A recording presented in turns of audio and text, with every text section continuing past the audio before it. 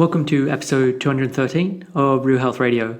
You can find the show notes and the links talked about as part of this episode at 7, so the word all spelled out, seven-health.com/213. For the last handful of weeks, I've been starting the show talking about the fact that 7 Health is taking on new clients. And at the time of recording this intro, we have just 4 spots left.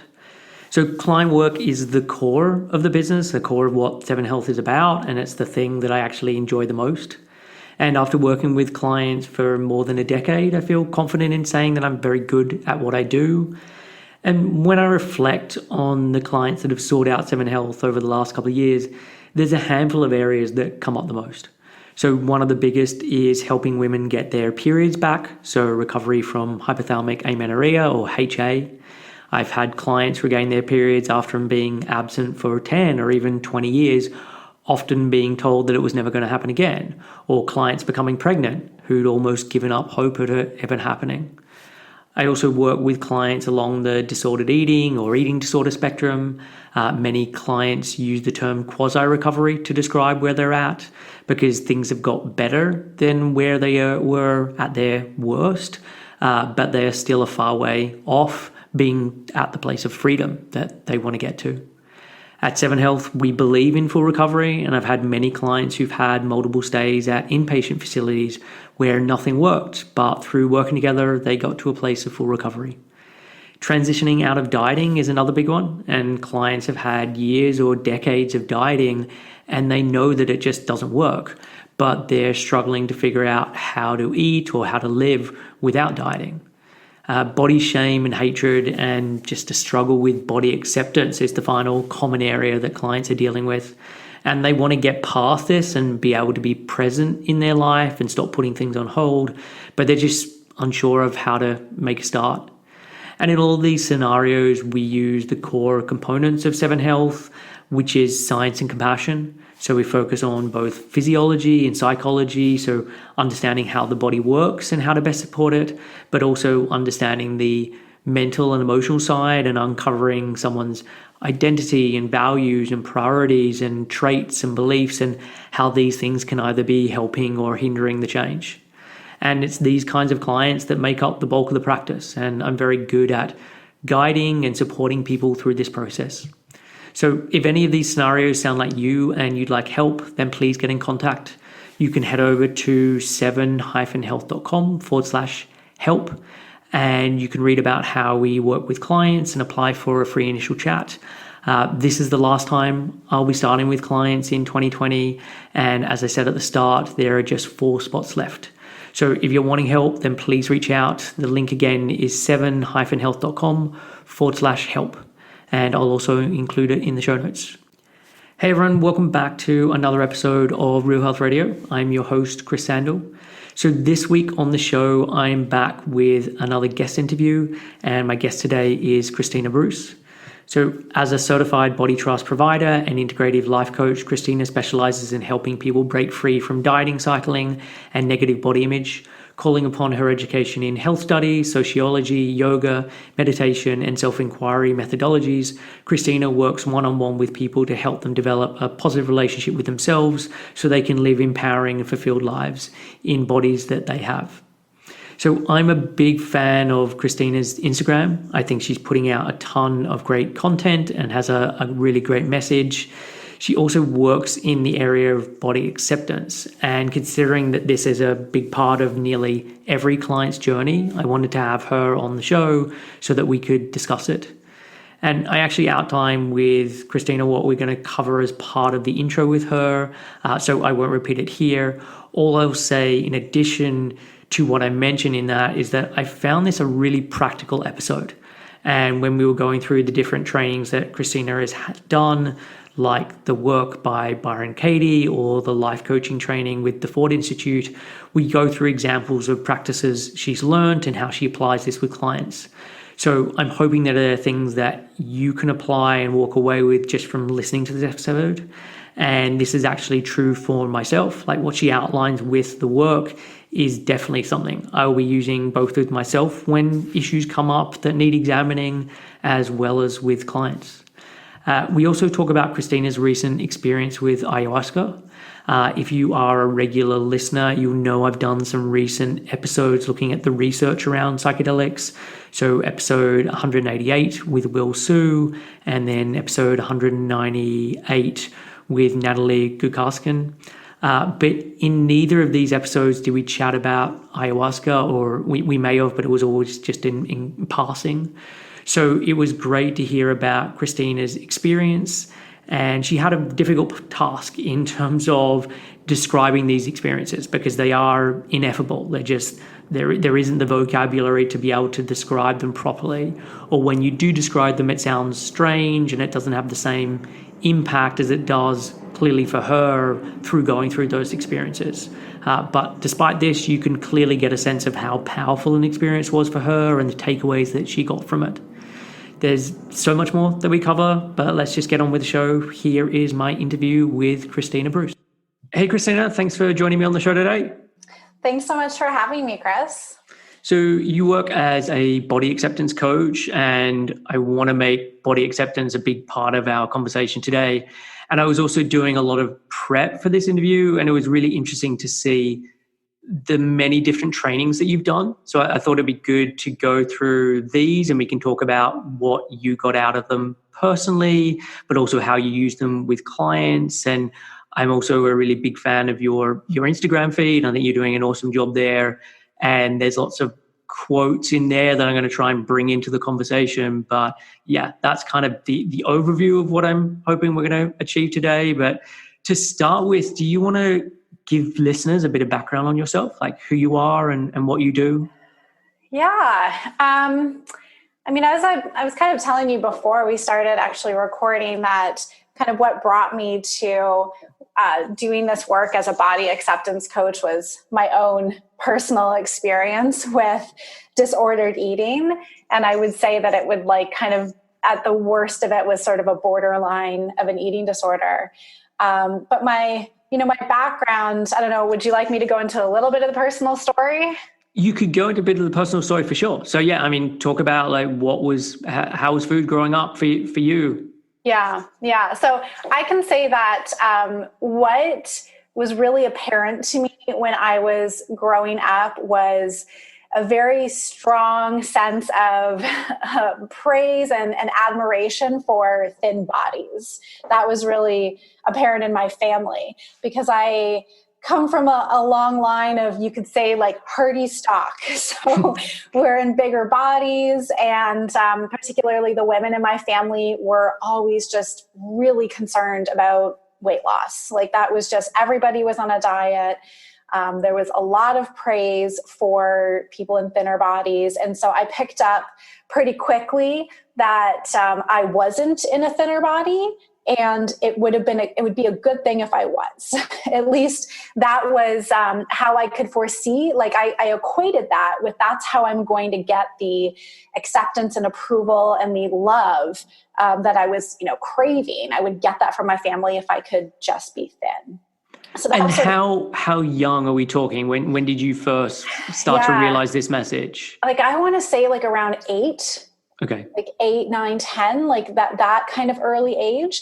And then growing up, I was actually really active. So I was in dance, which shockingly did not end up impacting my body image negatively. I don't know how, like I managed to get through 7 years of competitive dance without feeling inadequate with my body, but that wasn't, the thinness factor wasn't there, thank goodness. So it was a really enjoyable experience, but I was an athlete. Like I was a competitive softball player. I was a rower.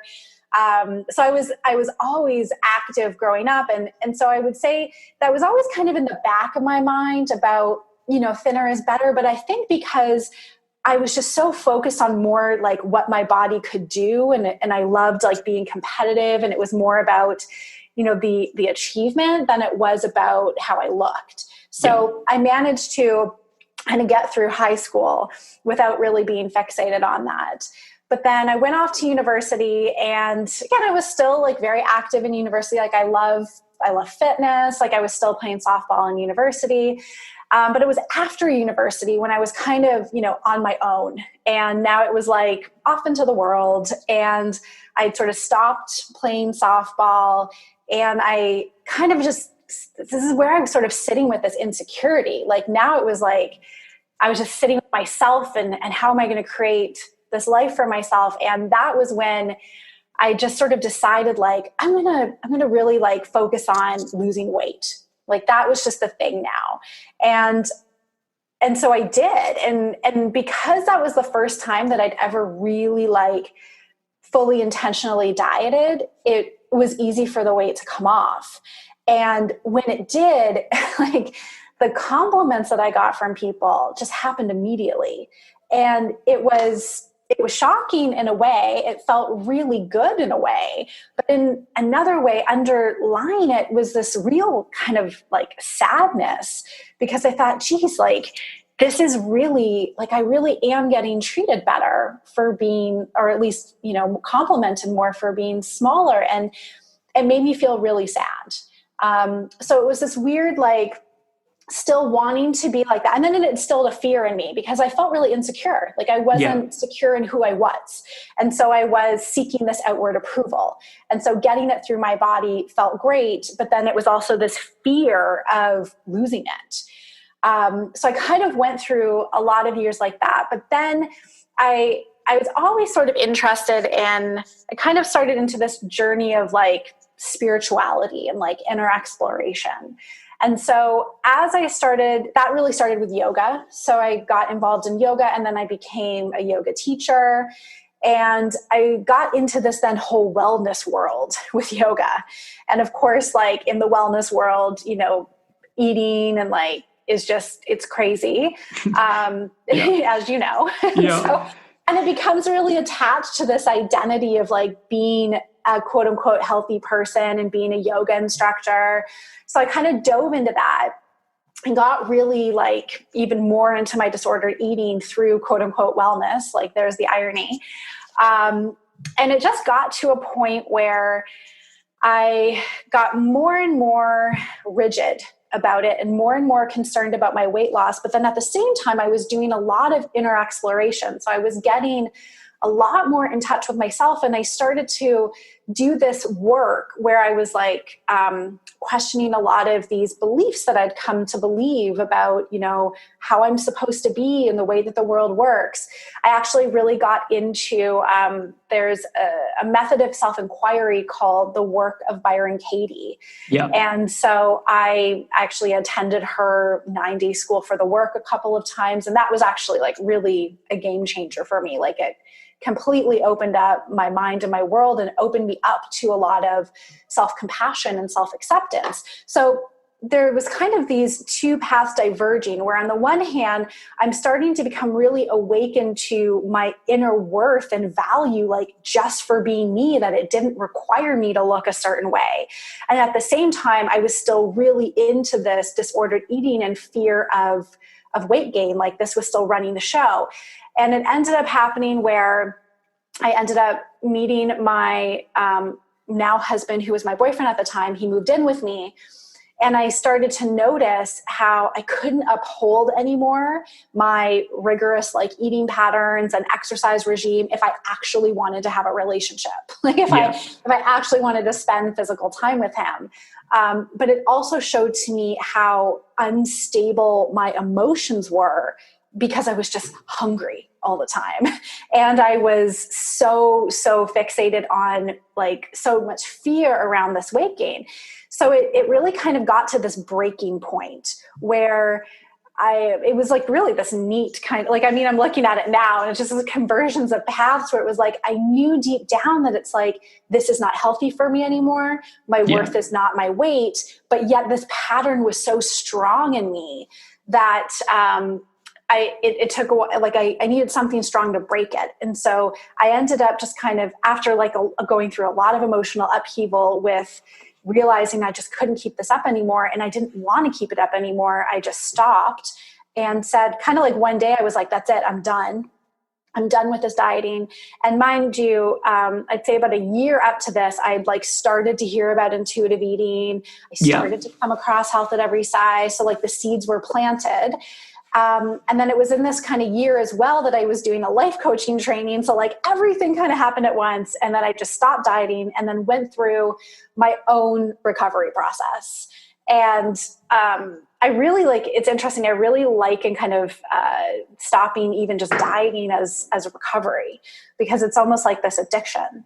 And there's a lot of, so much emotional release that you go through. So as I went through this and I just realized, I was like, and then I was done my coaching training and I said, this is what I want to coach people on, because I had really gone through it myself. I had had the experience and I just saw like, oh my gosh, like our world is just so steeped in this idea. And because I've always been so curious with like my background being in sociology and just seeing, patriarchy and like racism and like just seeing all these influences of what leads us all to come into our conditioning of what we see as a good body and how we end up absorbing that to equate our worth. I was like, this is the work that I want to be doing, is I want to be working with people to dismantle their, really their identity and how that's attached to their body and what they make their body mean about themselves, and actually their true essence and self-worth that resides underneath that. That is there regardless of what our body looks like. Nice. Well, look, there is a lot there that I want to go back through. I mean, one of the things you said was you started down this spiritual path, and it sounded like yoga was the first as part of that, but then it went on. So what was the pull with that? Like, was there if I go down this spiritual path, then I'll be able to live permanently in a thinner body? Like, was that the initial pull, or was there something else? No, like the initial pull was honestly like, I just want to feel good in myself. I feel a lot of insecurity. I don't feel stable in who I am. And this yoga felt like it was reaching a part of me that was yearning to be seen and be explored, which I guess would be sort of my spiritual self, or, our truer self. It was just this aspect that I'd never, it wasn't the mind. It wasn't like education. It wasn't thinking. It wasn't the body. It wasn't physical. It was beyond that. It felt like it was this portal into this body of work that I could explore that I'd never explored before, and was touching a part of me that up until that point in my life, like I had been lacking. And I'd grown up religious. So like not hardcore religious, I guess you could say, but I mean, I was religious, but even that didn't land with me. Like this just felt like it was reaching this part of me that was yearning for this exploration. And so that was the drive for yoga. And I actually started with Kundalini yoga. Which is not even really so much about the body. It's really more about, energy in the body and connecting more with yourself. But then through that, I kind of got more exposed to your, standard forms of yoga in the Western world, which would be like hatha yoga.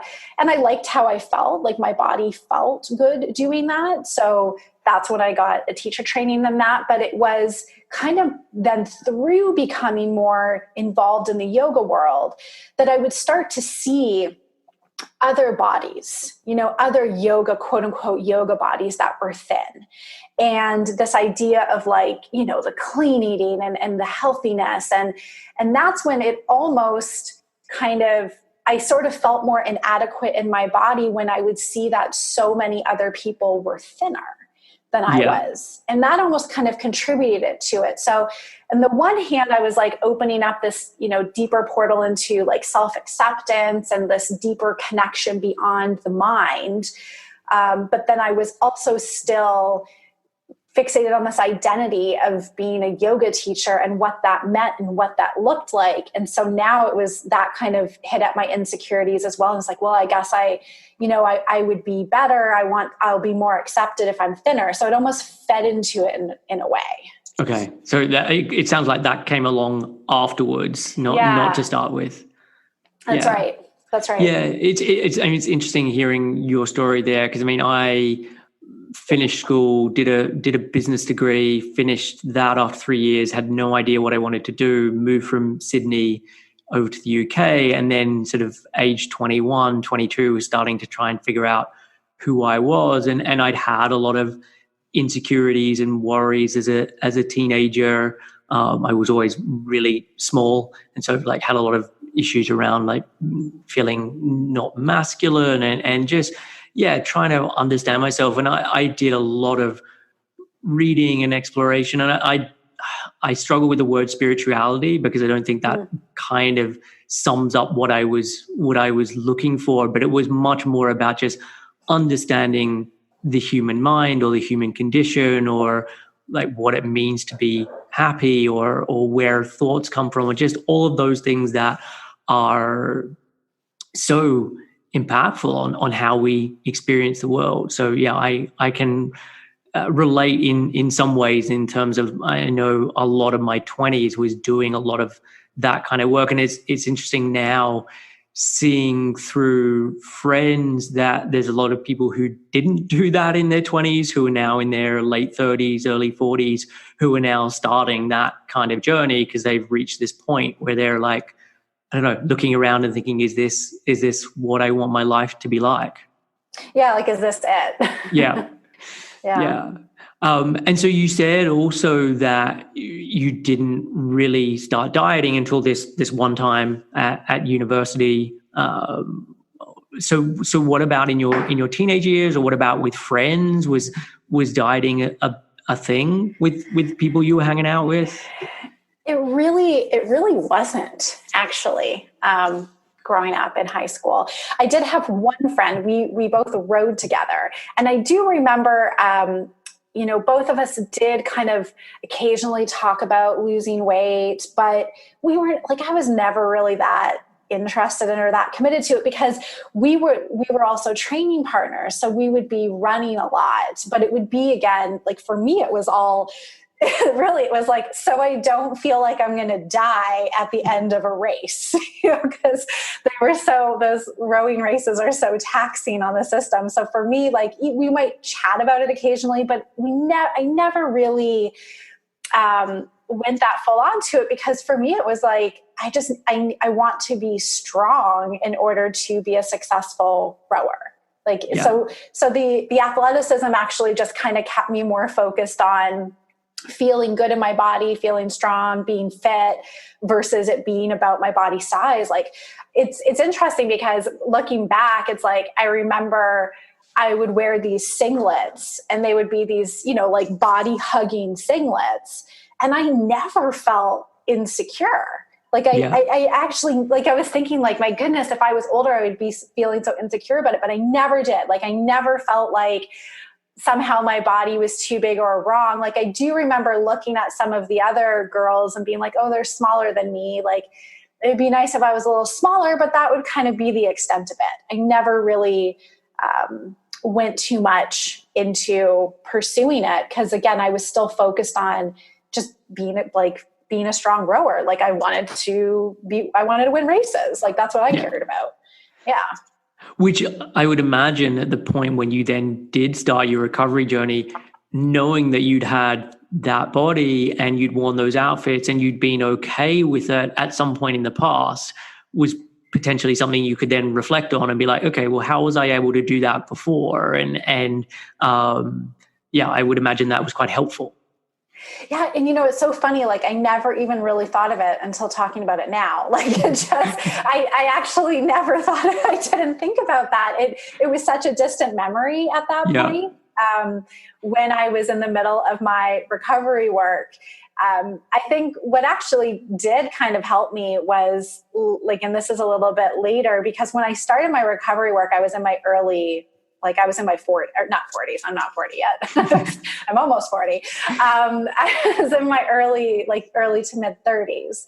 So I didn't quite, like, that chapter of my life, I think was closed, that I wasn't even thinking of it. But it was when I was in my recovery, and I would start to see, thanks to those Facebook memory posts that pop up, I would see these Facebook memories come up of pictures of me when I was thinner.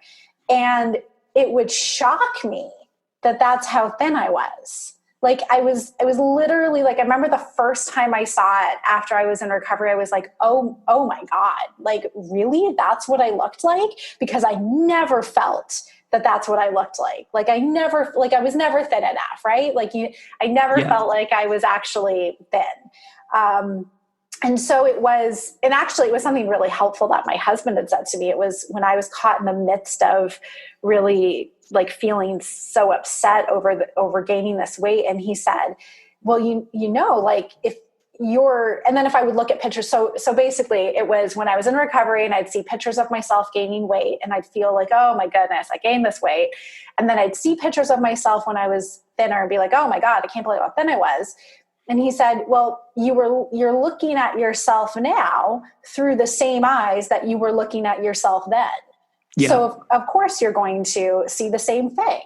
And it was kind of that is what actually started to transition me to realize it's not my body. It's the eyes that I'm looking through. It's the mind lens that I'm looking through, that I'm seeing it. Because if it really was my body, then, life should have been just peachy keen when I was thin and I would have never felt insecure or never felt like I still needed to lose weight, which was totally not the case. So it really didn't have anything to do with that. But like I said, it's just funny bringing up this story now of reflecting. It's like, I actually was totally fine. Which brings me to, like a lot of times the work that I do with clients, it's like when we're really just focused on things that we enjoy in our life and we're invested in what we're doing, it's like the body's neutral. We don't think about it.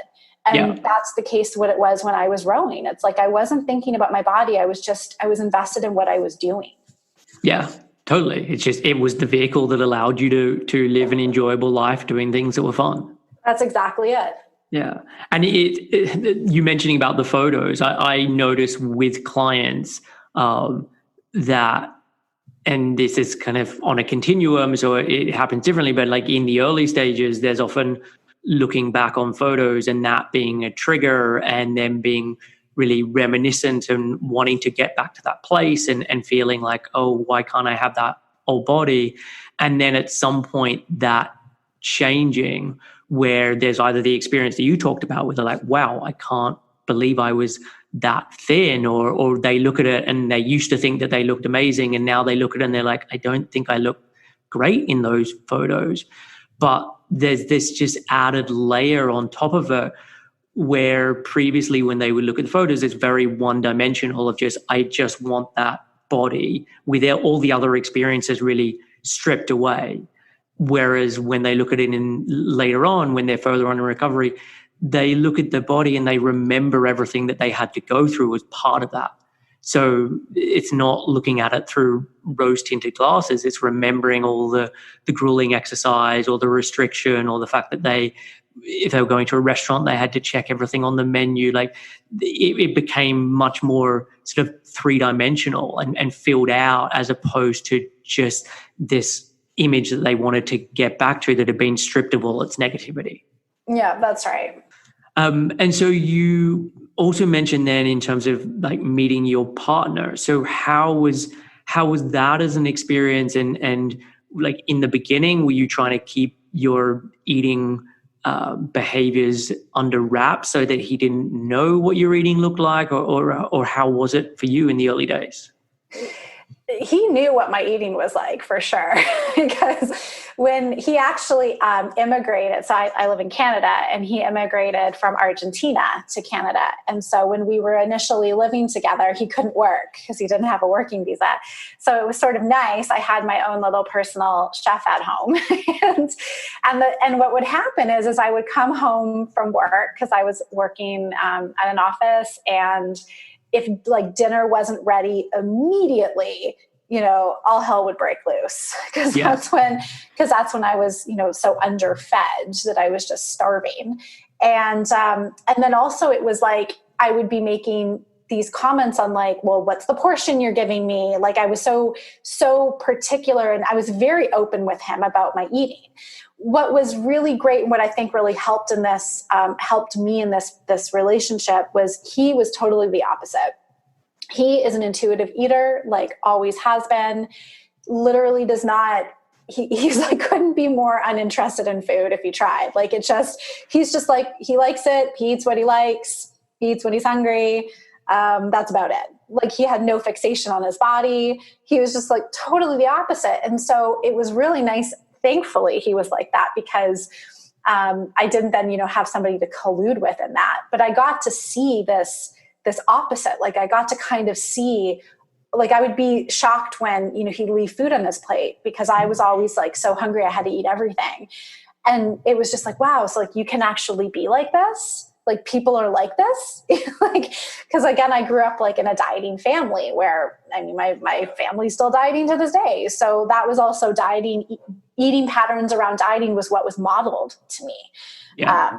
So to see this, and so, for him, like he saw the stress that I was under. He saw that it was really rigid. But he was very open, and he was with me the whole way. Like he literally was with me through the whole recovery process. So he was with me through all of my weight gain. He was with me through all of it. And was thankfully just really, I would feel very lucky to be with somebody who was super supportive and was open to, I would be like, you have to listen, this is HAES and this is intuitive eating. Like I need to tell you all about it. And he was on board and supportive with it.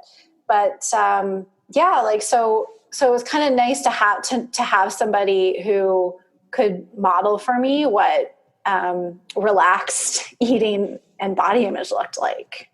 Yeah, nice. And was there fears from your end of like, okay, if I change this and I gain weight, that he's going to leave me? Or you always felt comfortable in the relationship that wasn't the thing that was going to happen? Yeah. It's, I think I was so in like that was a part of it, but I expressed that, like I would express that to them. And actually I wrote a blog post where I interviewed him and I interviewed him on his experience, with me. And he did say, there was one, like, I'll be really open and honest about this. So, he said there was one moment where I had this feeling of like, oh, she's gaining weight. Like, I don't know how I feel about that. And he said, but because he's also like a very aware person. And he just said, he goes, I knew that was just my own conditioning. Like, I knew that was the culture coming into me, and within 5 minutes it was gone. Yeah. So here's the other thing too, is that we actually met when we met at the School for the Work with Byron Katie. So we both had this kind of base of commitment to self-inquiry and to questioning beliefs that we had learned. So we sort of had this baseline where he could be very open, and like if he was thinking something that was really stressful or judgmental, he could question it, just like I would do the same thing. So I think that helped him, but it also then I didn't feel scared because I'd been so open with him throughout the whole process. Like I talked to him about everything. So I think that helped. I didn't hide anything. Like we're very, very open with each other. And that I think really helped along the process. Like he knew at all the given times, like what I was going through, what I was thinking. And I would just express to him what I was feeling and what I was afraid of. And thankfully he was very supportive. And were there moments of thinking, this would be a lot easier if I was single? And part of the reason I'm asking this is when I'm working with someone who's in a relationship, a lot of the time, that's the thing they'll say, like, oh, this would be so much easier if I was single and I could do this and sort this out and then meet someone. And then I hear the opposite from people who are single, be like, oh, it'd be so much easier to be in a relationship and do this. So I hear both sides of it, but I'm just wondering from your perspective, were there parts where you're like, oh, this would have been easier if I wasn't in this relationship? No, not for me. For me, because so here's the other thing too, like I'd been single for a lot of my life. You know, like I'd been in some relationships, a few long-term relationships, but I mean, I was 34 when I met him. So I had a lot of experience of being alone and being single. And this was obviously I married him. It was the first relationship that really worked for me. Yeah. And so it felt like it was right. You know, like it felt like it was the right time. And I felt really grateful to be with him. But I think it all depends on like, you know, who you're with, what the circumstances is, what your own past experience is. Like, I think it's really different for everyone. And for me, it just happened to be that, no, like for me, it was the right situation for me to do this work. Nice. And so you mentioned about a degree in health studies and sociology. So what was your earlier career, or what were you doing with these degrees and masters at the time? So it's interesting. As you know, life takes twists and turns. I'm actually would say I'm using the degrees now in this work more than I was before. So I actually went off after university and went into event planning. Okay. So I didn't actually use it, but it was always. I mean, it had always been such an interest to me, and I guess that's also what. Was part of my interest in yoga and like kind of the wellness world. Like I was always interested in sort of health and well-being, and also just looking at our culture and, you know, the way that our society shapes and influences us, different, you know, structures in our culture. So I was always really interested in that. And it really it came full circle in doing this work now, where I'm like, oh, this is great. I'm actually using my degree now. So I wasn't really using it, but what it did do is what was so great about, health studies, particularly, it was actually coupled with sociology, is it looked at the social determinants of health and it had us question when we were learning what our current, you know, medical model is like, and how it's, you know, the biomedical model, and how it just kind of looks at the body as this series of parts without really looking at it holistically, and without looking at the different factors that affect our wellness. And so that actually really opened my mind up and opened this world to me that previously I hadn't been aware of. And so it was like, oh, so it really, we are greater than this, and our environment influences us, and our relationships influence us, and our, you know, our work or our income level, like all of these different factors influence our health and well-being, if not more so. Like, it's not that we just have a faulty body or something's wrong with our body. It's like we're intertwined with our whole culture and our whole society, and that absolutely shapes and impacts us and our well-being.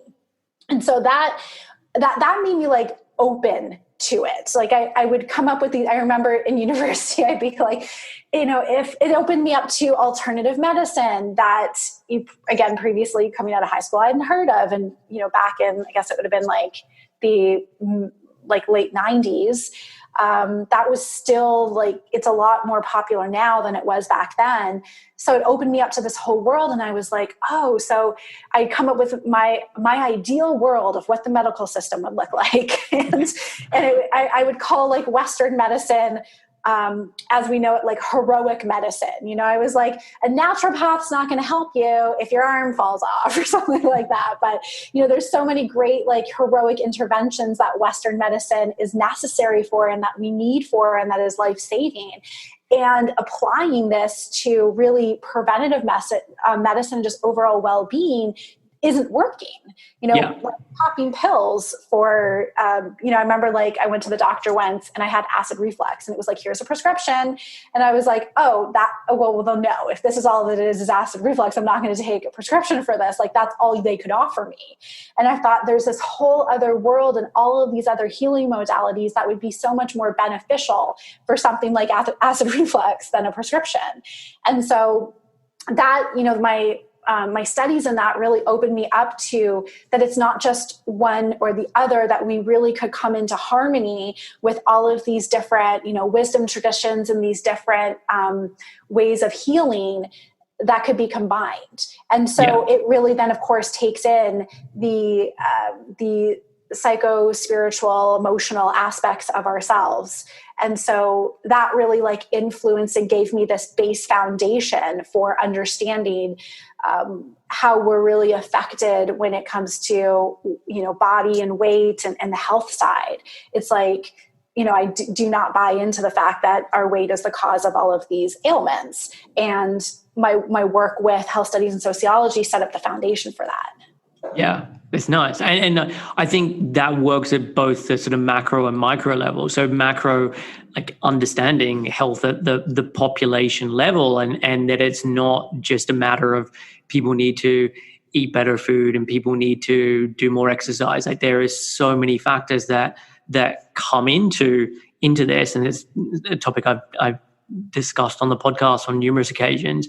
But then even at the individual level, it then can help you to understand, okay, there's so many factors that I need to be thinking about that can be at play in terms of, as you talked about, this was like relationships and income and like just all these things. And not all of them are going to be in your control. But I think so much of the focus these days is on this real narrow band of if you eat better and move your body better, then that is going to deliver health, and normally health in inverted commas. And actually there's just so much more to it than just that. Oh, absolutely. 100%.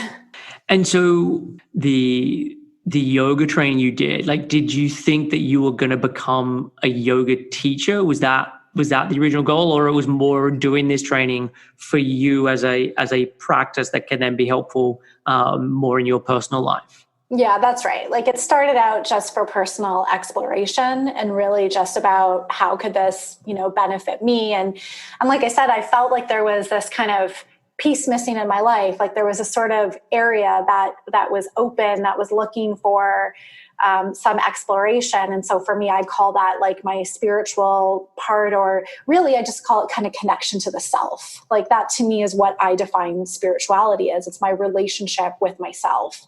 Yeah. And so that's where yoga came in. And I was also, I think, looking more for some healing, from traumas that we all experience growing up, and kind of looking as almost like a bit of a therapy. I went to therapy too around this time. So I was kind of opening up to this world of healing, and I felt like yoga was a pathway to that. And it wasn't until I think maybe a good 5 years of practicing before, if not more, before I decided that I wanted to do the teacher training. And even the teacher training, I was scared to do it. I was like, I don't know if I can teach this.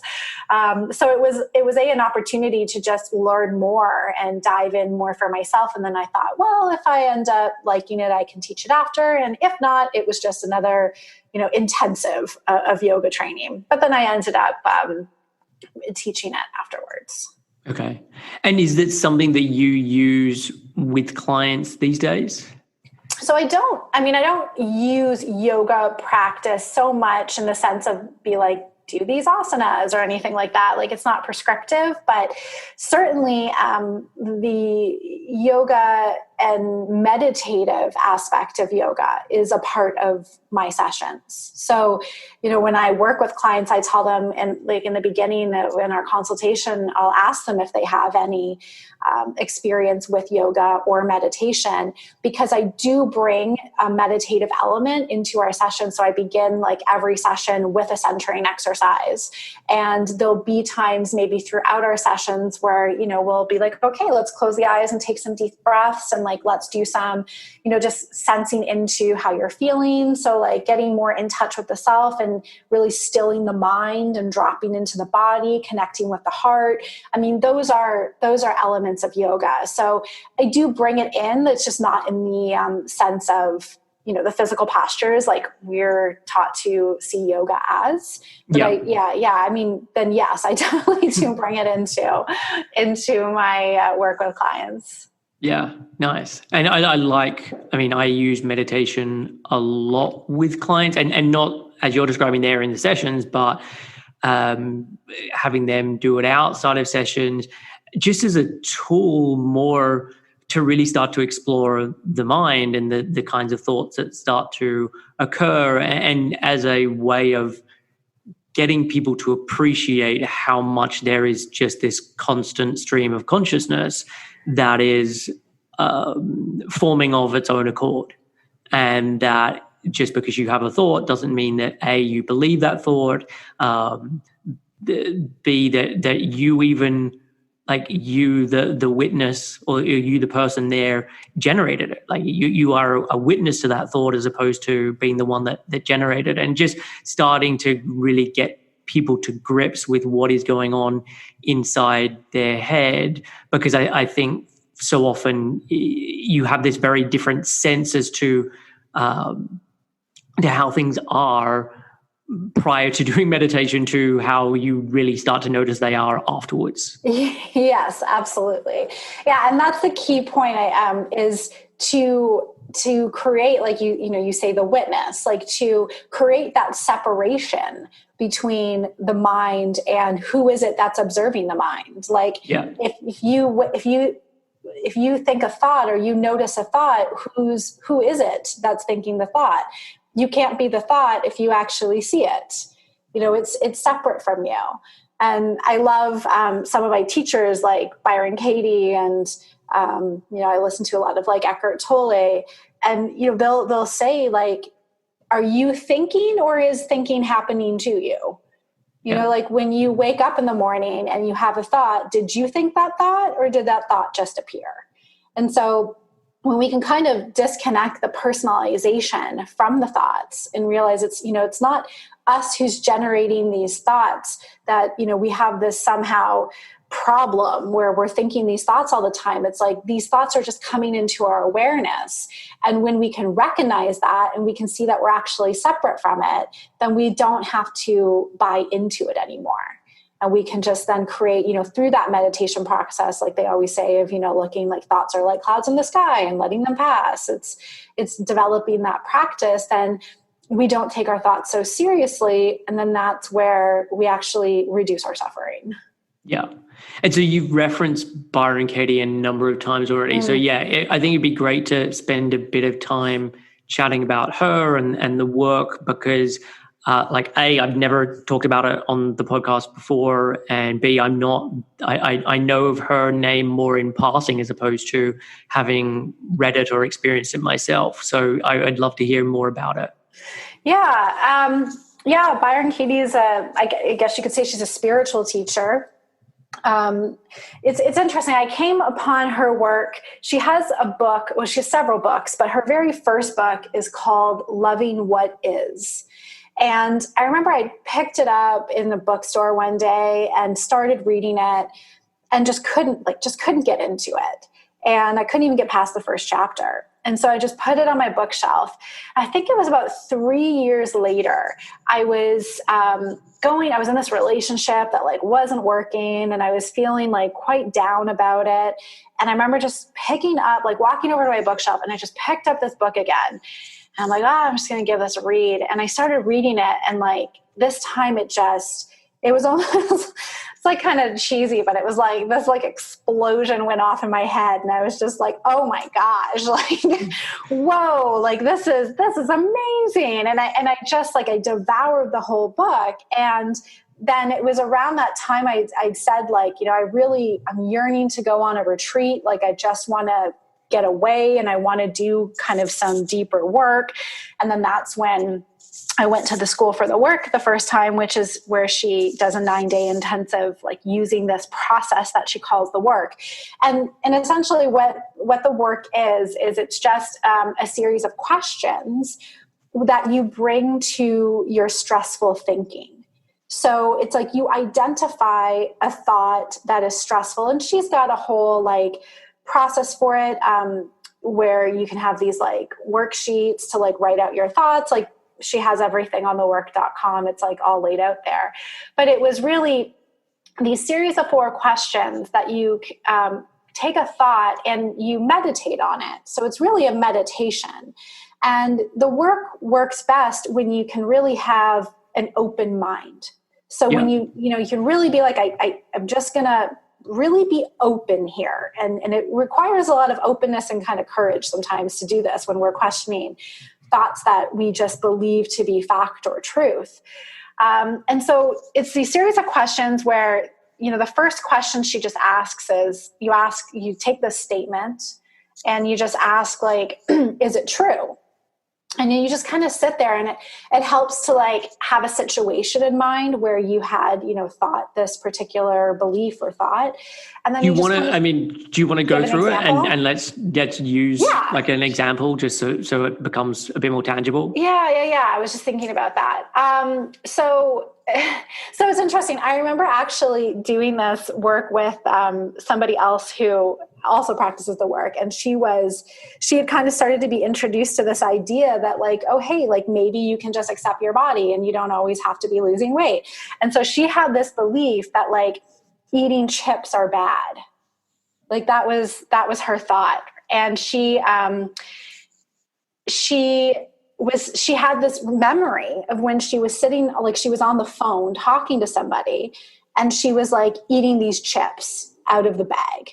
And she, had this thought like, oh, like eating chips are bad. Like I shouldn't be eating these chips. Right.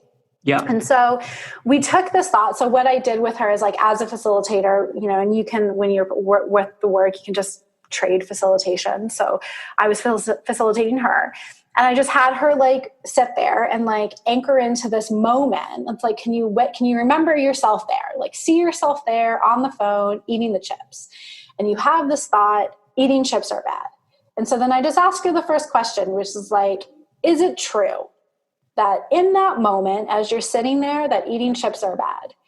And you just kind of sit there with an open mind and wait for the answer. And the answer to question one is just like yes or no. Like they're not because or maybe, well, but it's not that. It's like honest answer, yes or no. In that moment, do you believe that eating chips are bad? And so then she was like, yes, like eating chips are bad. And so then we go back and we say, okay, so again, you're sitting there, you're on the phone, you're eating these chips. And then the second question is, can you absolutely know that it's true that eating chips are bad? And then you just wait and you see like yes or no again. And so whatever the answer might be, it could be yes. And if it's yes, fine. If it's no. So just you just kind of feel into that, where that yes or no came from. And then the third question is, again, like you always anchor into this moment. It just can be really helpful to like stay in the situation because it's more tangible. Yeah. So then you say, what happens?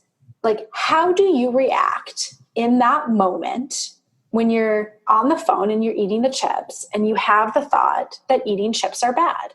And so now you just kind of go back and like you kind of like are almost like an investigator, and you're like just looking and you're witnessing like, well, what happens? It's like, okay, well, when I have this thought that eating chips are bad and I'm eating it, I notice that like right away it's like I have this sensation of like, oh, like there's this like pit in my stomach, or I feel a little like tense, like my body starts to tighten up, and I start to blame, like kind of shame myself, and I beat myself up, like internally. This could be happening in your mind, right? Yeah. It's like, well, I notice I get down on myself, and then I kind of like berate myself for doing it, and I tell them, oh, look at you doing this again, and then I start to think of the future, and I'm like, okay, well, I'm going to eat more healthy now for the rest of the day, and I'm going to put these chips away. Or you might have, memories of the past where it's like, yeah, like I remember when I just couldn't stop eating these chips and I ate all of them and I'm so bad. And so you kind of like witness like how you react and what happens as you're eating these chips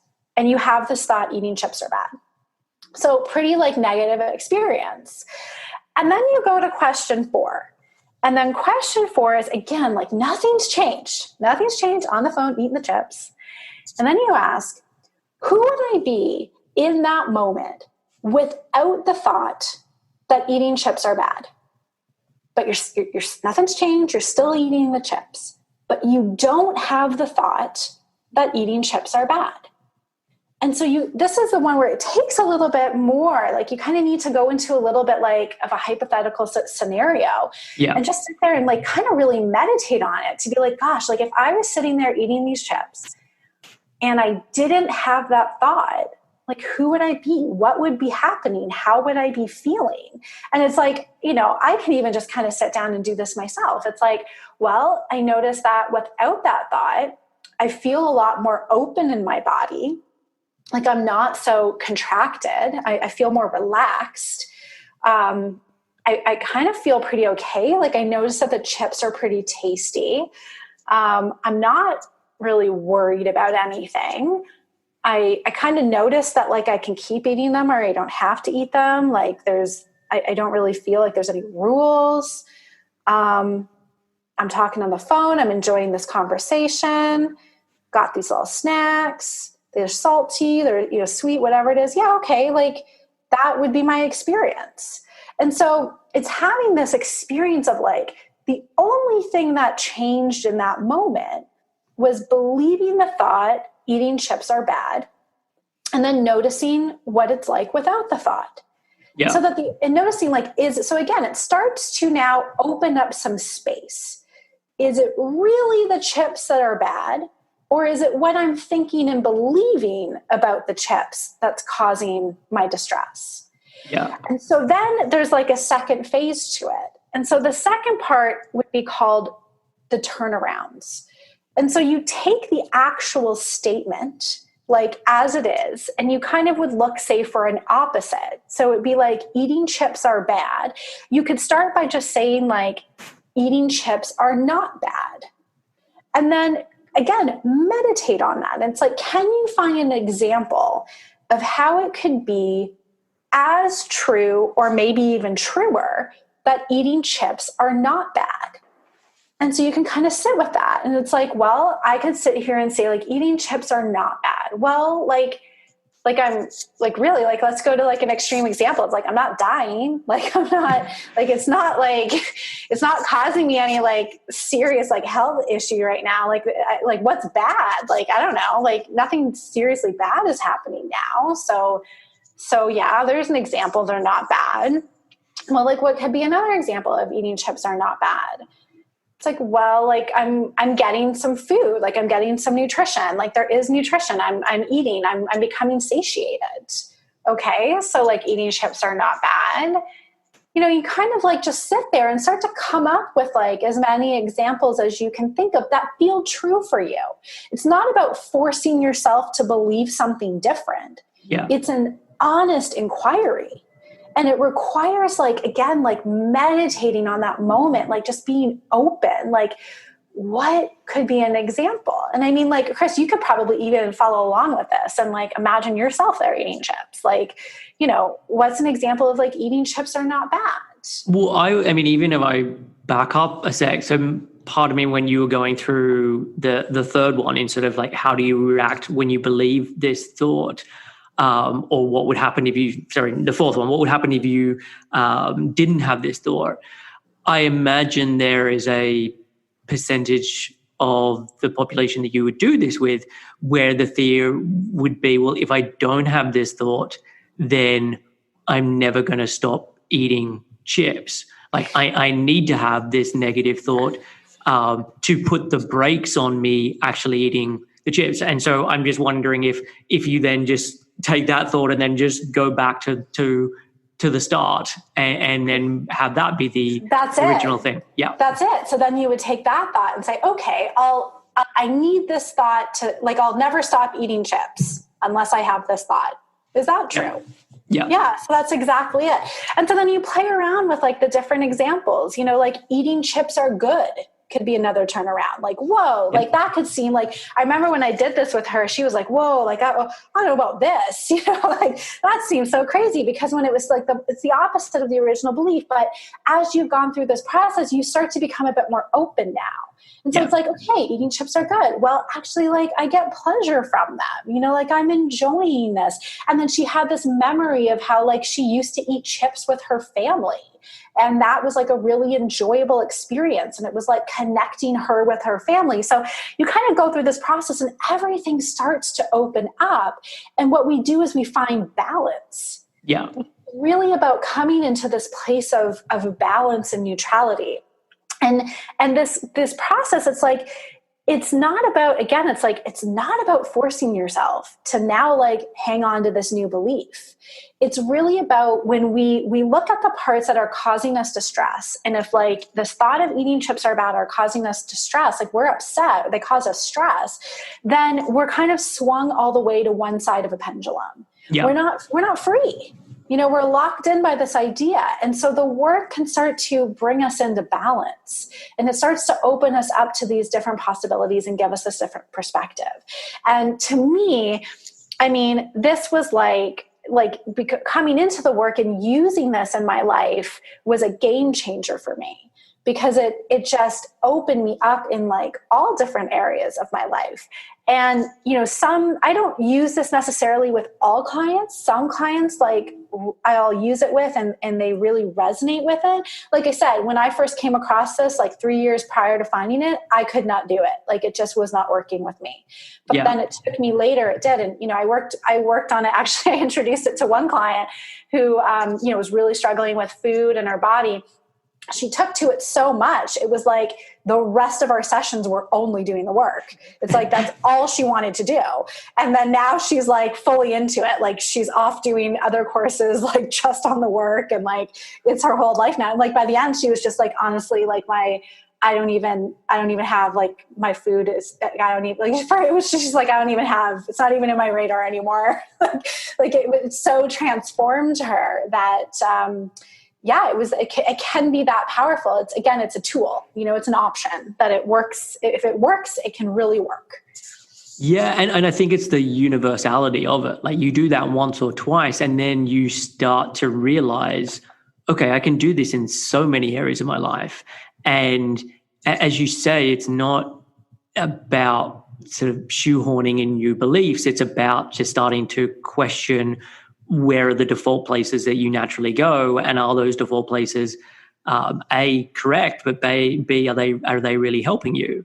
And That's then right. starting to look at, okay, well, what could be some alternatives here? And that's, I mean, I don't do the work by Byron Katie in the way that you described it, but so much of what I'm working on with clients, whether that be getting them to do writing exercises and then we chat about it, or just chatting about things in the session, is starting to look at, okay, well, where are there areas of blind spots or cognitive dissonance, or hang on a second, you said this thing, but then this other thing, you've kind of done the opposite, and really starting to kind of poke and prod at people's beliefs, not to kind of prove they're wrong, but more to kind of open them up, as you describe, and start to get them questioning things, and questioning from a place of like kind of like the fourth question asks, to get to, okay, well, what could I be believing that's actually going to be more helpful for me?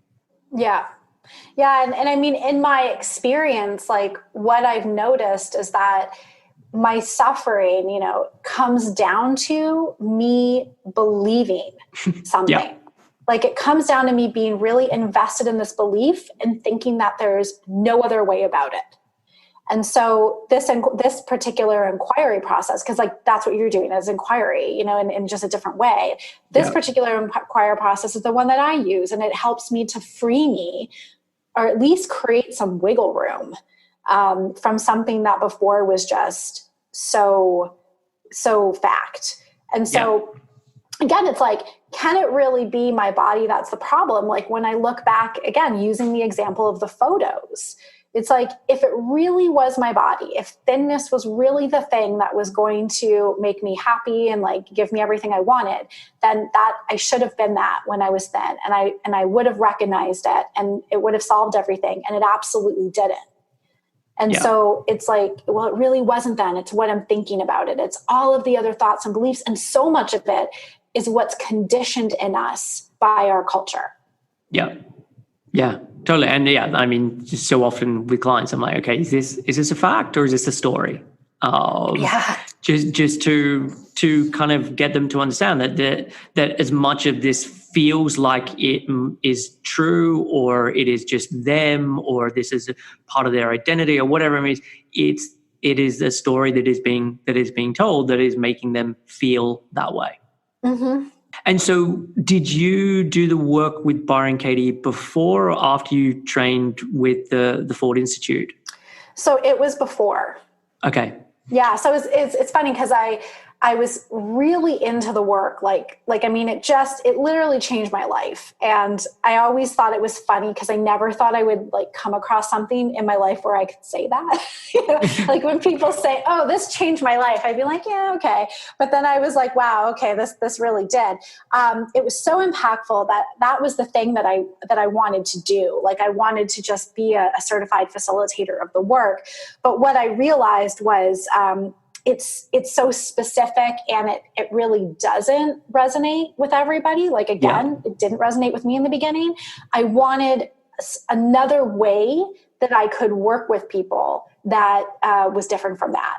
And so that actually is what kind of drew me into getting trained as in that sort of this life coaching program as an integrative life coach. That's what drew me to do that program was after the work.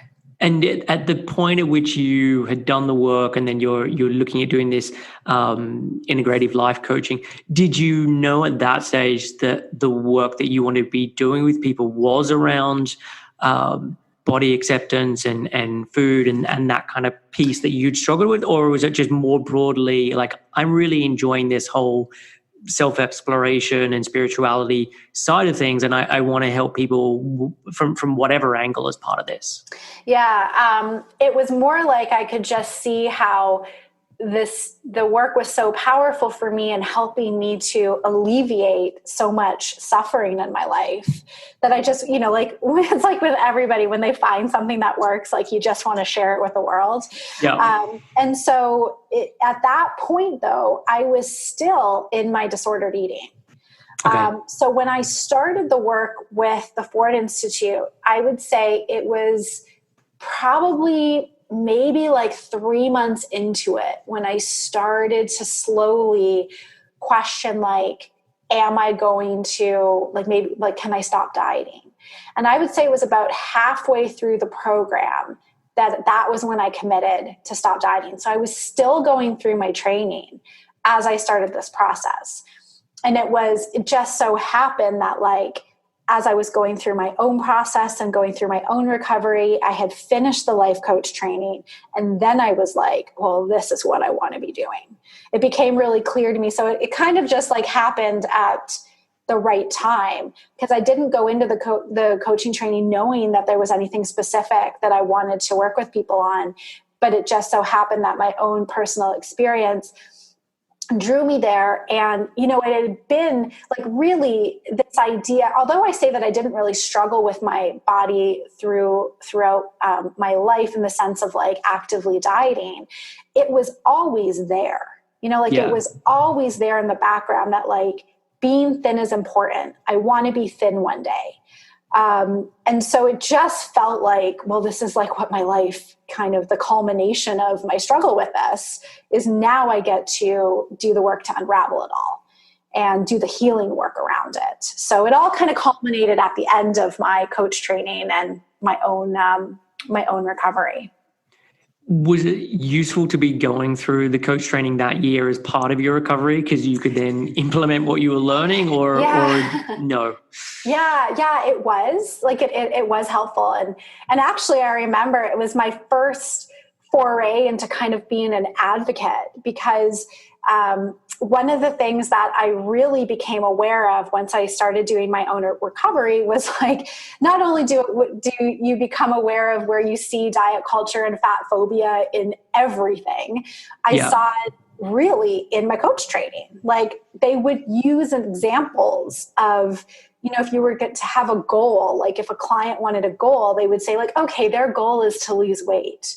Yeah. And then so I remember writing this really long email to essentially the leader of this coaching program, telling her, all of so I was still in it, still in the program, but I was going through my own recovery at the time. So telling her all about my own recovery, my own history, and kind of the impact of using weight loss as a goal and how it's unsustainable, and like, just really went through this whole thing. Yeah. And gave her links to like Health at Every Size and all this kind of stuff. And she actually came up to me. We were at an in-person intensive, and she pulled me aside and said, because she never replied back to the email. And so I was like, oh gosh, like I wonder how she felt about that. Yeah. But she pulled me aside and said that it was so impactful to her that she just really had been sitting with it, because she then told about her history of of dieting, and the history of how much pressure she had from her mother to be thin. And so it kind of like brought up her own stuff too around it. So my hope was that, and I think she stopped using it so much as an example. Like I remember I didn't hear her use it as her go-to example.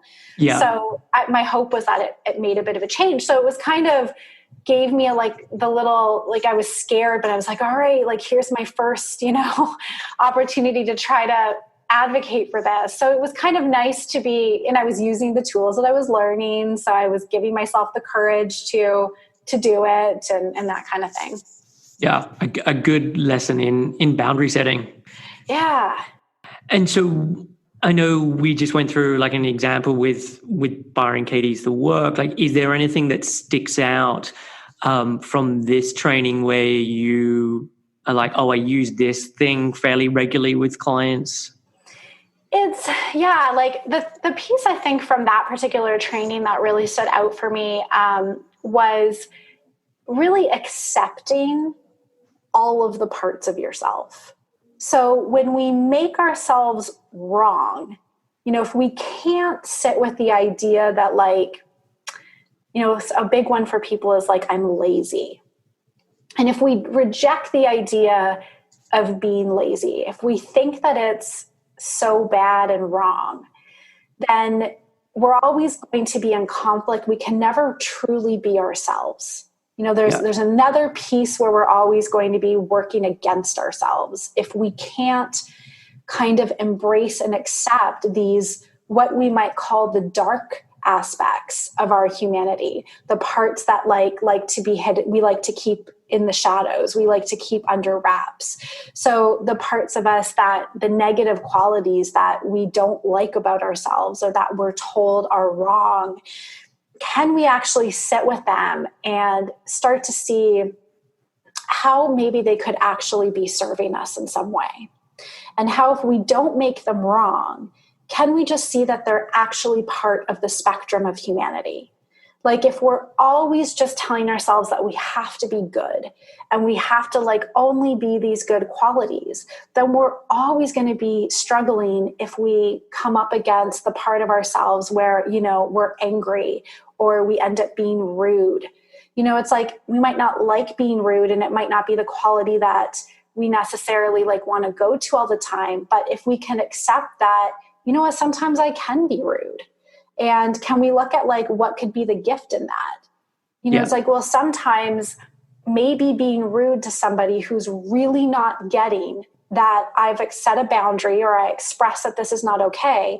And the only way they're going to listen to me is if I might be a little bit rude or I might be rude. That could be the gift in that. So the piece of really accepting the parts of ourselves that we have always been told are wrong or shameful, that's the integrative part.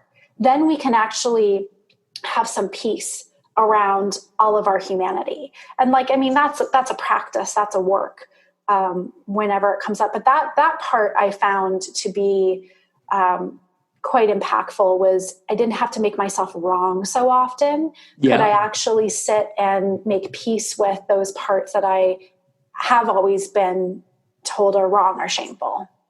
Yeah. And I think it also speaks to the power of language, because even when you use the word lazy there, that comes with a whole load of connotations or with baggage, where you could actually describe the exact same thing using a different word that doesn't have that same set of baggage attached to it. And nothing's necessarily changed in terms of what someone's doing, but they just relate to it very differently. I mean, I've got an exercise I do with clients, and this is specifically around body image, but looking at themselves in the mirror. It's a whole mirror exercise, but looking themselves in a mirror and describing each part of their body as if they were describing it to someone who is blind, so he's unable to see them, but using only neutral descriptors. Yes. And so getting used to using language in a way that then starts to change the way that you think about things. Mm-hmm. And even too, like with the word lazy, which is quite loaded, especially in our culture. You know, like our culture hates laziness. Like we really look down upon it. It's like one of the challenges was always like, you know, what could be a gift of being lazy? Yeah. And it's like, if I look at it, it's like, oh, well, I give myself some time to rest. You know, I can actually just sit with like being with myself. Like if we can look for like the good qualities of it or the gifts of it, it's like it can take some of the sting out of it as well and reframe how we relate to the word. Yeah, totally. Because you can have someone who's sleeping 9 hours a night who thinks I'm being really lazy, and you have a second person who thinks I'm sleeping 9 hours a night because I really prioritize good amounts of sleep.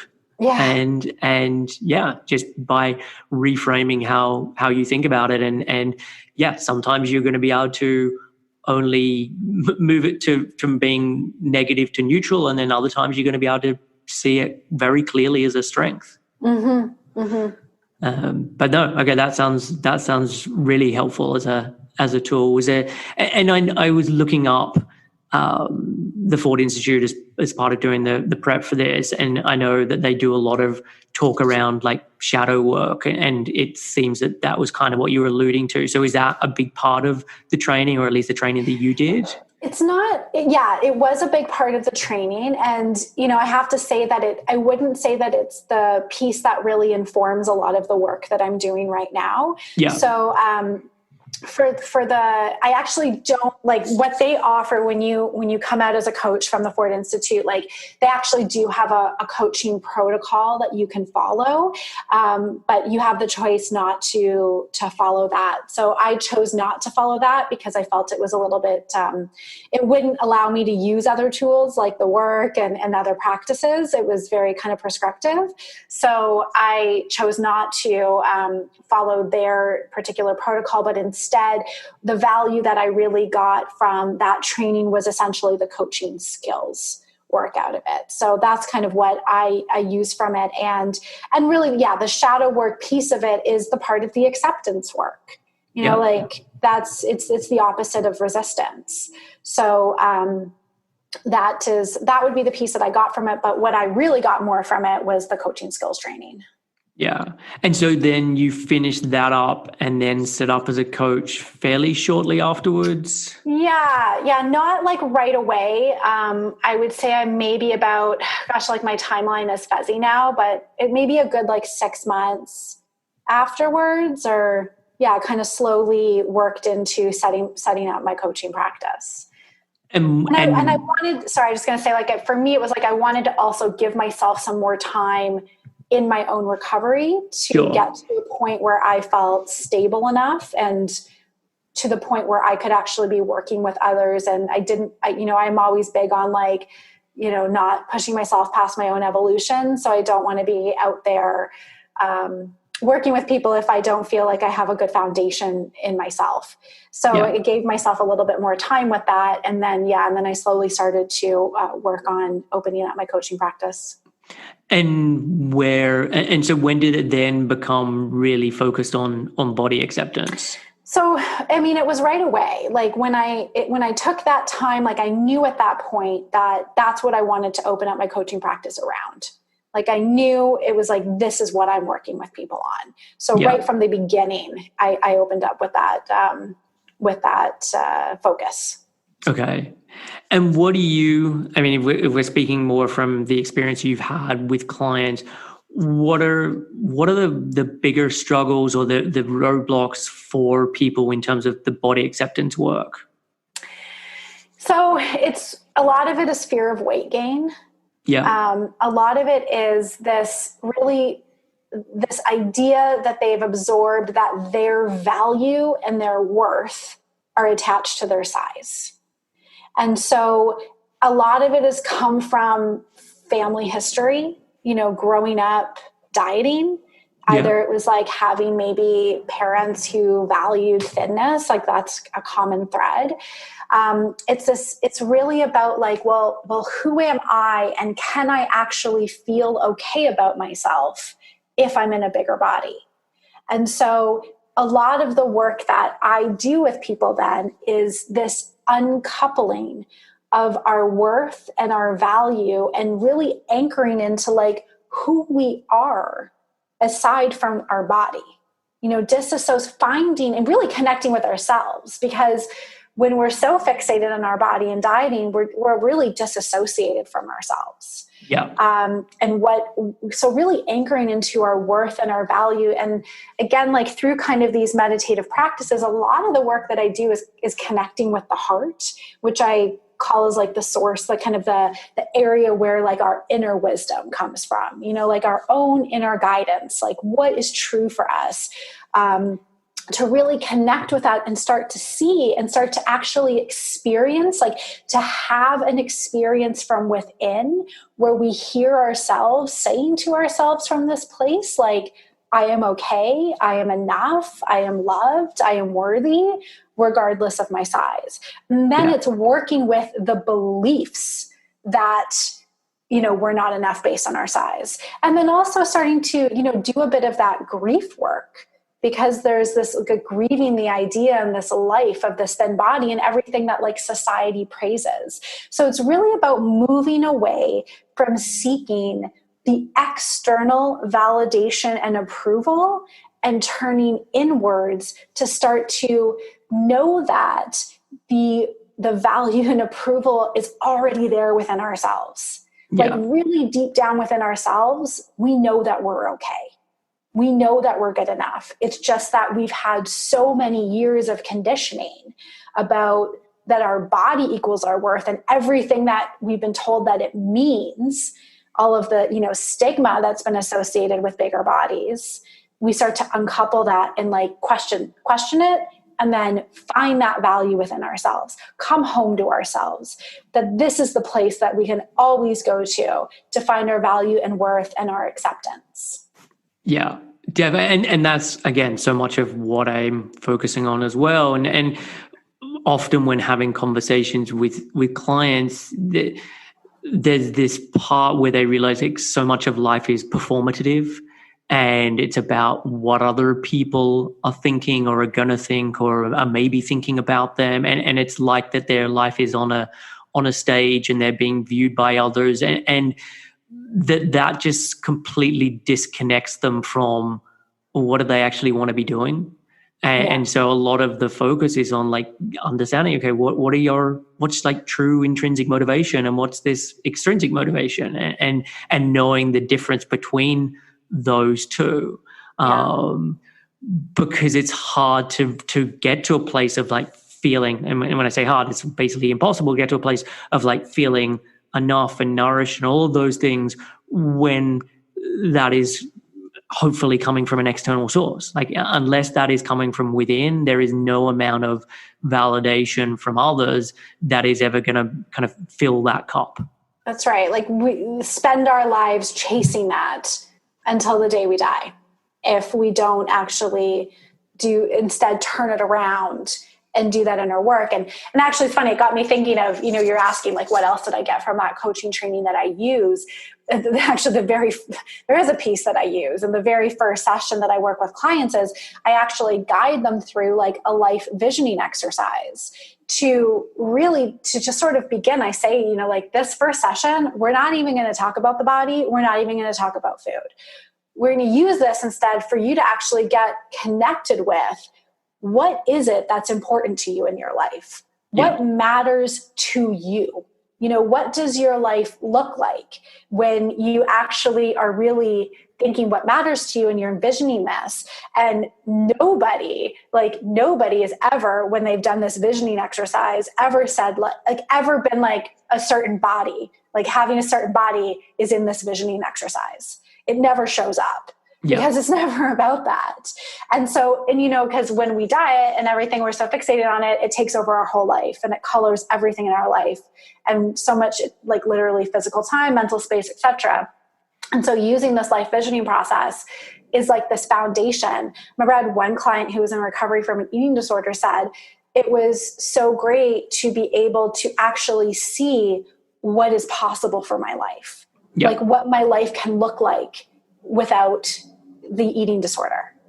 And so it's, that I think is such an important phase because it's the key to start to get back to you, like what matters to you, not what have you been taught that you think should matter from society. Yeah. And it's also where people you can start there, and then there's this feeling of, well, but if I don't know, let's say someone like values relationships, and then they're thinking, but if I'm not thin, then I'm not going to be able to be in a relationship, or people aren't going to like me as much, and then you can start to pick apart all of those other things that we talked about earlier, using those methods, but still with this overarching value of, okay, they feel that relationships are really important in their life. So how do we help them get the most out of that? That's exactly it. Yeah. And I mean, you mentioned there about sort of the grieving process as well. Like I think the whole grieving the thin ideal is also a really big part of the process. It's a huge part of the process. I can kind of tell when a client hasn't quite reached that phase, and not everybody necessarily goes through a whole grieving process as intensely. I mean, I can talk about my own experience. Like it actually kind of surprised me when I went through this grieving process. It was so like such a visceral experience. Like I can remember like this point, I don't know what it was, but it was almost where I kind of crossed this line into really letting go of dieting.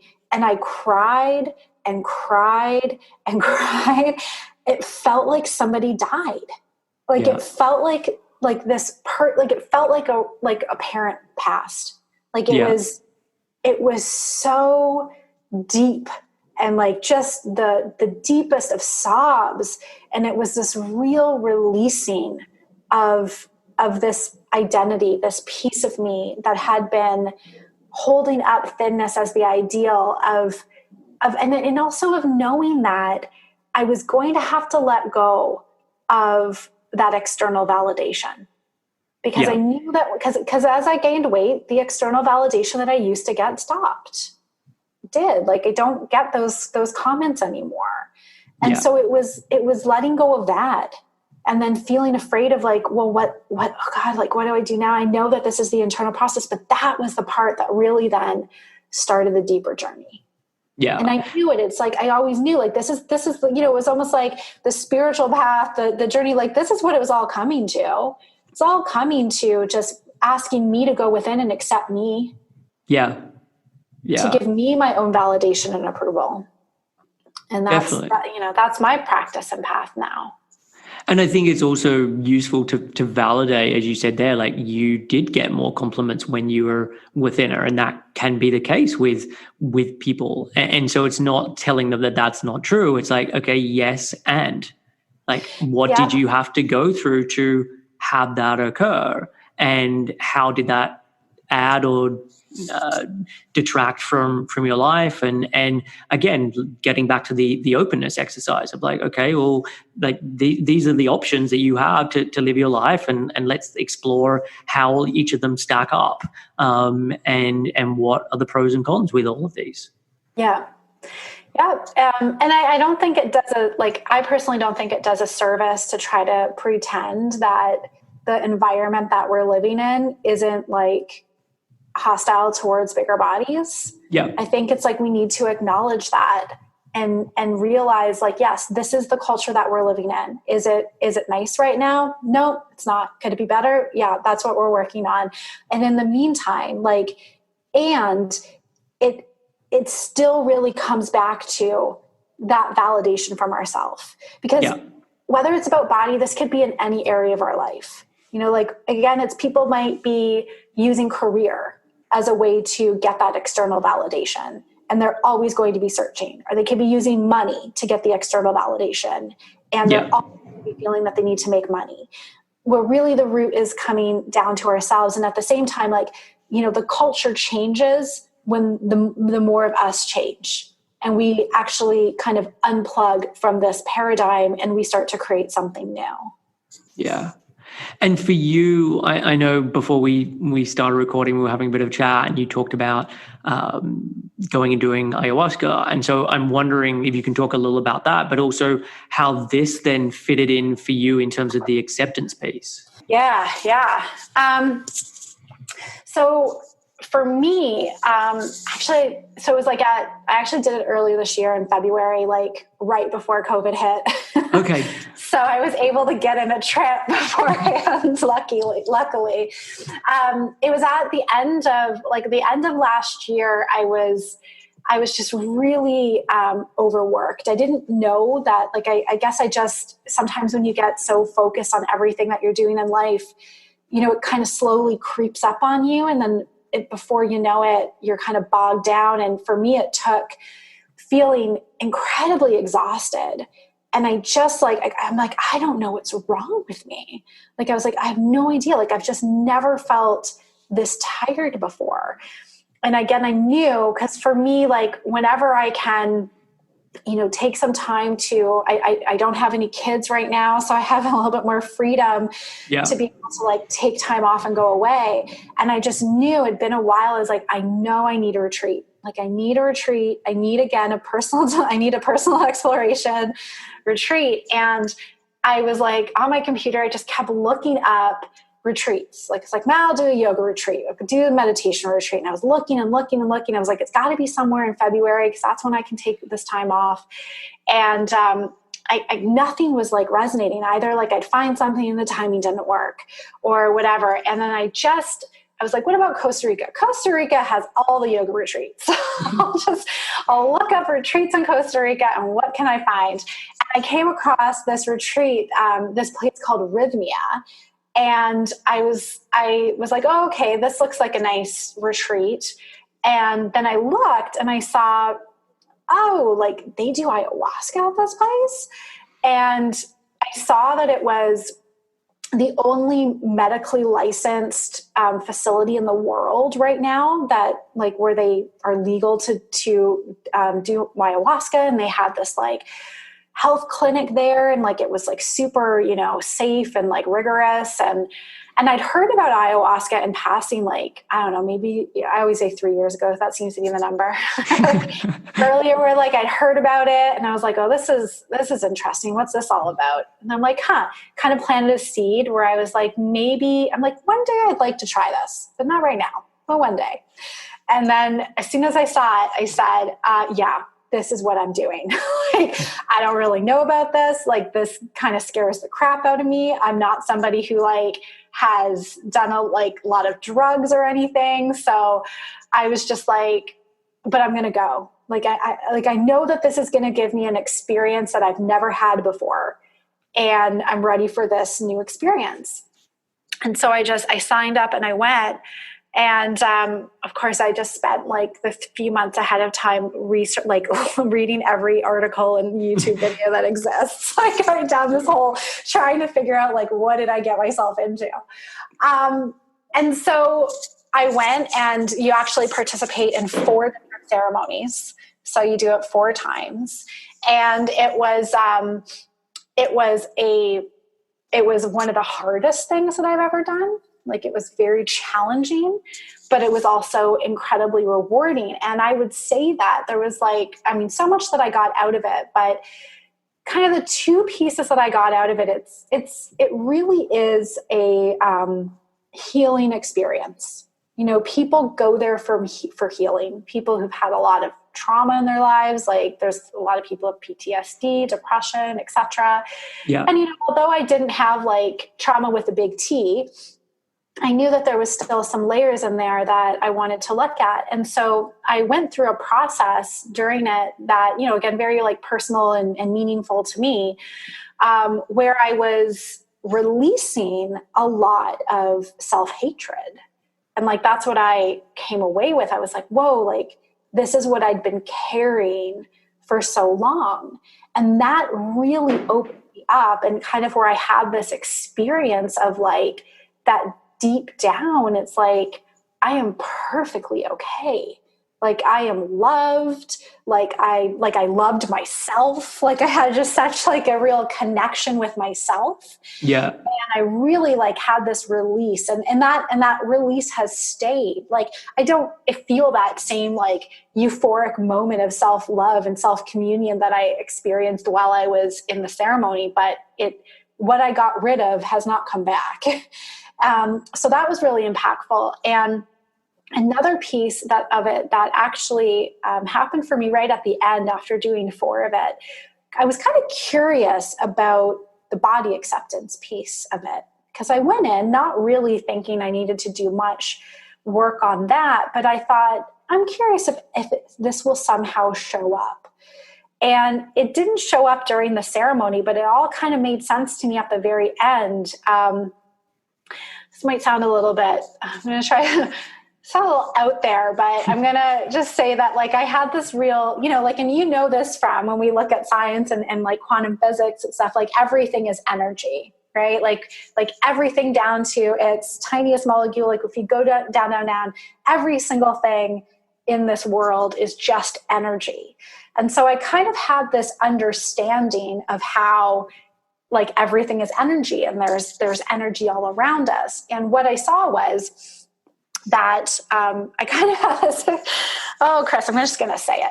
I kind of had this experience of like channeling energy. Well, that sounds weird, but I remember I was talking to one of the shaman after, and I was like, listen, I don't know what happened, but can you just help me kind of make some sense out of this right now? But I felt like I was channeling energy. And, and so she was just like, yeah, whatever. So like, she was totally fine with it. But I had this experience of like, what I was doing in this process was, it felt like I was grounding energy. Okay. So in the ceremony, there's a lot of energy going on, and it felt like what I was doing was I was grounding it. And I had this insight where I saw I wouldn't have been able to ground this energy. Firstly, the grounding was important. If there's going to be like a light or release of energy, there has to be a grounding. Like it's the two ends of the spectrum. Yeah. And so it was important. And I realized I needed to be in the bigger body that I was in order to ground it. Like I actually needed that kind of physical weight in my body, and that served it. And I needed to be like that. Like that was important. Like my body as it was important, and it needed to be that way. And it really showed me that every body type serves a purpose, that we're not all just supposed to be thin. That's unbalanced. We need bodies on all parts of the spectrum. Just like there's an energetic spectrum, there's a body spectrum. And one is just as valuable as another. And so that was kind of an insight that I actually got at the end of my retreat. There was like I really felt the importance of it. It wasn't just like, oh yeah, I'm in a bigger body and let me accept it. It was like, no, this is actually integral in this world. Like body diversity exists for a reason. Whether that's a channel energy, but what I'm just saying is that it exists for a reason. It's not a mistake, and it needs to be there. And so that was really impactful. So it was really, I got a real visceral sense of self-love and self-acceptance, and to see that body diversity, including my own, was absolutely necessary in this world. Wow. That is really cool. And I know I've asked you to do something that is very difficult in terms of, I've read a lot around psychedelics. I've had people on the podcast talking about it. To try and describe certain experiences is very challenging because there's just not the language for it. And you're in these weird states where things don't make sense. It's the equivalent of trying to describe a dream. where things just don't add up in the way that they normally do in the quote unquote real world. Yeah. It, So like, I have to say, from my experience, everything made perfect sense to me. yeah, Like, for me, it was like, I knew, like, it made sense in that, like I might not have understood exactly what was happening, but there was always a message or a lesson or something that I got from it that made perfect sense to me. oh, sure. So I think my not making sense was more when you try and explain it to other people. Like in the moment, you're like, this is complete truth. I understand exactly why this is occurring. But later on, when trying to explain it to the layperson who's not gone through that experience, that can seem a little weird, or like this doesn't make sense. It's funny, like when I came back, I immediately was like telling my husband, I'm like, you have to go. I need you to do this just so I can talk to you about it. Just so you're on this, so you have the same experience, that like you kind of can get a sense of like what I'm talking about. Yeah. And part of the reason I asked you about this with the topic of body acceptance is I've had in the last 6 months, I think it's 2 past clients who've gone and done retreats, and both sort of emailed me afterwards, and both of them have received similar messages or had similar experiences where they were like, you are enough, you are on the right path, your body is as it should be. And that was like the clear message that they got through going through the ceremonies, and how for them just affirming it was, and how helpful it was to hear that at the points that they were on. It kind of just made such a difference for them. Yeah, absolutely. And it's like in this world where we so just receive the one message, that says like it's only about thinness, it can be hard to believe otherwise. It can really be hard to believe otherwise. But so having kind of that personal experience where you just really see it for yourself can be really affirming. Yeah, definitely. And I said before at the start that I was going through your Instagram, and there was this great quote from one of your recent posts, which was, if you can only love your body if it looks a certain way, that's not love, it's judgment. Which I absolutely love, but also kind of just ties into that. Yeah. Because that's the beliefs, like that's the thinking is judgment. And again, like what I've always noticed is whenever I've sat in inquiry and I've sat without the thought, without the thought is acceptance.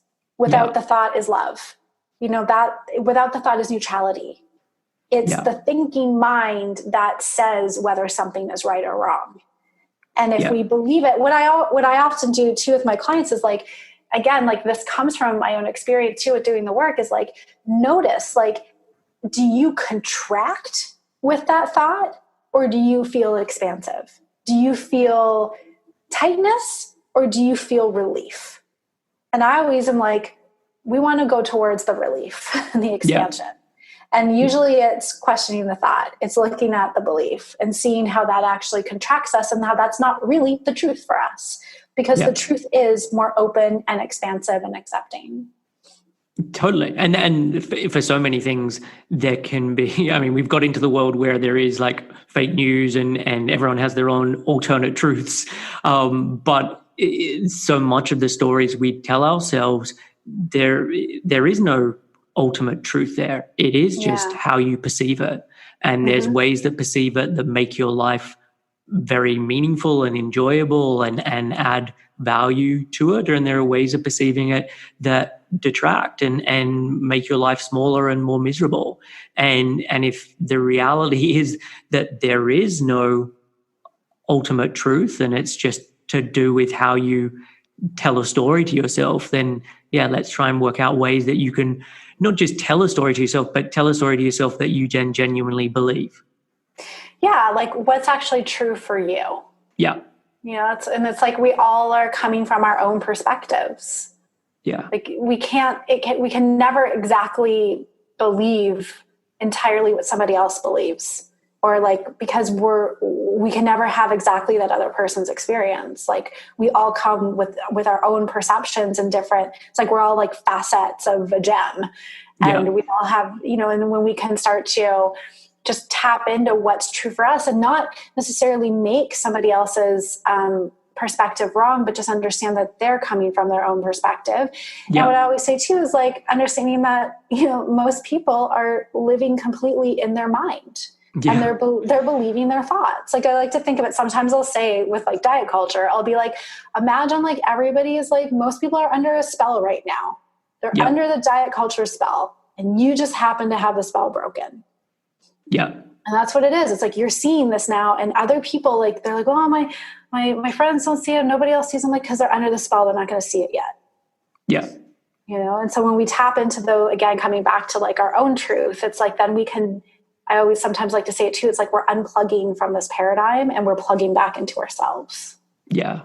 And also once you break the spell, it's hard to go back. Like there is a certain ignorance is bliss. And once you then start to really know the truth, it's then difficult. I mean, it's not impossible, but it's hard to go back into that place of just having the blinkers on. Yeah. I mean, and I remember too, when I was early into stopping dieting, I had this experience, like I kind of, rationalized or bargained with myself when it got to a point where I was gaining weight and I started to get afraid. I was like, okay, well, I'm going to go back to dieting. And like, for me, my weapon of choice was calorie counting. So I was like, I'm going to like just increase the calories, I'm going to give myself more leeway. But I'm going to do it. And then that way I can like maybe control my weight and I can feel better. So I did it. And I think I lasted like 3 days. Yeah. And I saw, after waking up, I was able to see so clearly. It's like I have this visual of like walking back into a cage and shutting the door behind myself. Yeah. It's like I put myself back in there and I felt the stress and I felt the worry and I saw how it impacted my life. And I was like, all right, none of that, because obviously it's like, you're not the same person going back. Like I couldn't unsee anymore what I saw. And then I kind of needed that 3 days of a reminder to just say, yep, right. Not going to work anymore. Keep going. Totally. And I think that's often where clients make the biggest breakthroughs, is where they have like quote unquote setbacks or failures or whatever, because you're then experiencing that failure with the new knowledge of like how different life has been, and so it hits you differently. You get so much from that. So no, I think those are normally very helpful experiences. Yeah, absolutely. And it's like why I think we shouldn't, put this perfectionistic idea of you only go forward. Yeah. It's like going back is really helpful. Yeah. And it's like, I like to think of it, you're not going in circles. It's like a spiral. Yeah. You're going up a spiral. It seems like you're going back, but you're actually moving forward. Yeah. No, agreed. Well, look, Kristina, this has been an awesome conversation. Where can people be going to find out more about you? Yeah. So my website is KristinaBruce.com. And then I'm also on Instagram, as you mentioned, at KristinaBruce_coach. And I've got a Facebook page, a few YouTube videos up. So lots of places that people can find me. Okay, perfect. Well, look, I will put all of that in the show notes. And yeah, thank you so much for coming on. This has been awesome. Yeah, it was great to talk to you. Thank you. So that's my conversation with Kristina Bruce. She was incredibly easy to chat with, and I loved the examples that she was able to give and how tangible and practical this episode felt. As I said at the top of the show, we're currently taking on new clients. At the time of recording this intro, we have just 4 spots left. If you're wanting help in the area of body acceptance, in recovery, breaking free of diets, or any of the areas that we cover as part of this show, then please get in contact by heading over to 7-health.com/help. I will be back next week with another new show. Have a great week, and I'll catch you then.